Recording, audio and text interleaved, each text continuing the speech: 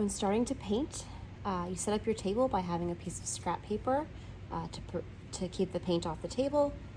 Each table gets one container of paint. You can get one piece of tin foil for your palette. You should have a paper towel and a paintbrush.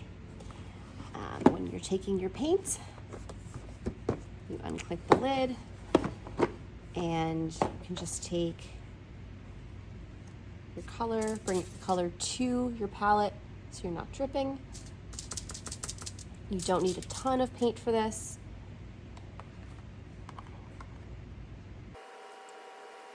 So I'm going to start with yellow. A little bit of paint goes a long way. Try to outline first and then fill in. You should also have one of these white water cups. When you're going to clean your brush, tap, and then dry it on your paper towel. Now notice in the container that I only am giving you the primary colors, white and black. So for the color wheel, it goes from yellow, yellow, green, green, blue, green to blue. So I'm going to put some blue there.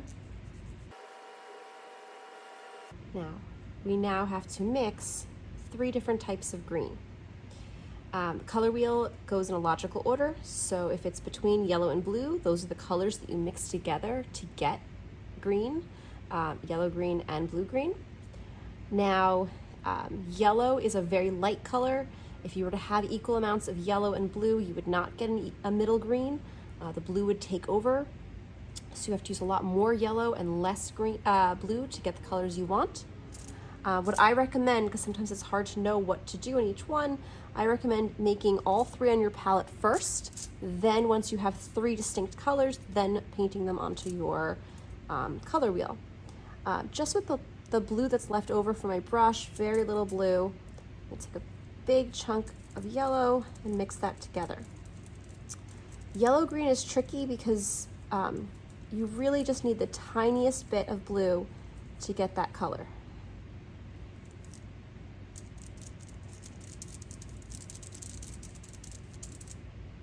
For the medium green, the regular green, just mix in a little bit of blue at a time. You might notice your paintbrush gets kind of jammed with color. Spin the brush to get some of that paint out of the brush.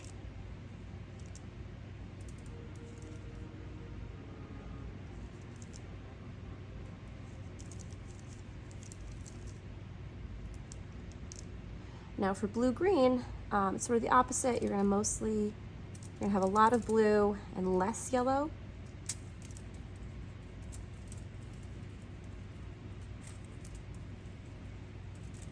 Still enough yellow.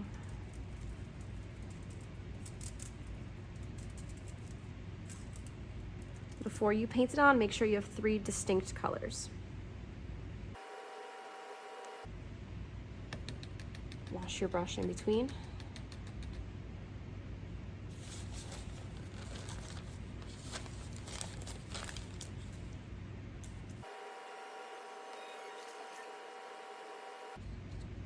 Now sometimes looking at them here, it looks different than it did on the palette. I like this yellow green, I like the regular green, but I think the blue green is too close to the regular green. So I can adjust that. I can then go back and I can add a little bit more blue to my blue-green. And I can paint over it.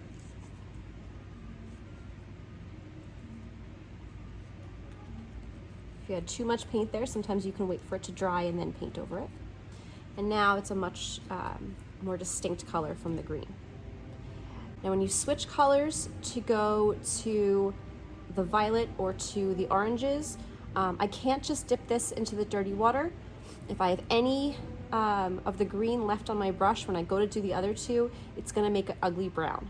So in between, when I'm switching kind of color families, I wanna actually go to the sink, rinse out my brush really well in the sink, rinse out my water cup, have fresh water, and then start from there. Next, I'm gonna do the violets. careful when my blue has some green in it. I want to always just avoid that part of my blue or get fresh blue. So I put the next primary color down, that's red. And I repeat the same thing I did for green, but with violet, making sure that I have 3 distinct colors, that for the red violet, I have just a touch of blue in there. For the blue violet, I have just a little bit of red for there. Blue and red are much closer in value, so the violet will be more in the middle as far as how much of each color to use.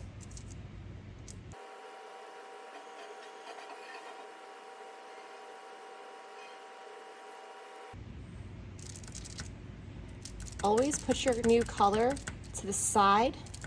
If I put my new color on top of the dirty color, I could be picking up some of that dirty color onto my popsicle stick and putting it back.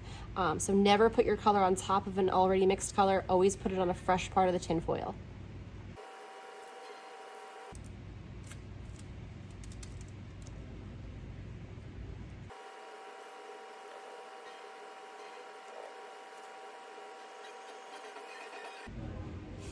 Okay, now when I'm ready to do my orange, all my colors are kind of messed up. So in addition to getting a new paintbrush, I also need, washing my paintbrush, I'm actually going to take my tin foil and fold it over and use the back of this part. So I'm going to go wash my brush and wash out my water cup. Okay, so now I'm going to take the colors that I need for my oranges. Now, once again, yellow is the lighter color, so I have to be careful that the red doesn't take over.